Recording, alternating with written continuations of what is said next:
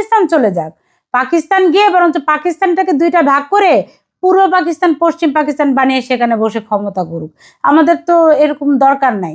যারা আমার 30 লক্ষ শহীদের প্রশ্ন করে, হ্যাঁ, এই শহীদের প্রাণ নিয়ে, আমার এই ভাইদেরকে নিয়ে প্রশ্নবিদ্ধ করে, আমার এই স্বাধীনতাকে, আমার এই বিজয় দিবসকে, আমার এই বাংলাদেশের মানচিত্রকে, তাদেরকে তো দরকারই নেই। যারা বাংলাদেশটা কোনোদিন চায়নি তারাই এখন বাংলাদেশের ক্ষমতার মসনদে বসতে চায়। এটা তো খুবই হাস্যকর এবং দুঃখজনক।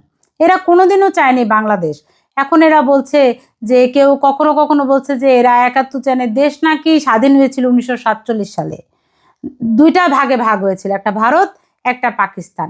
আর বাংলাদেশ যে হয়েছে এটা নাকি কিছু মানুষের ষড়যন্ত্রের ফসল নাকি। আর রাজাকার যারা স্বাধীনতা বিরোধী তারা বাংলাদেশে থাকার কোনো যোগ্যতা, নির্বাচনে অংশগ্রহণ করা তো অনেক পরের ব্যাপার।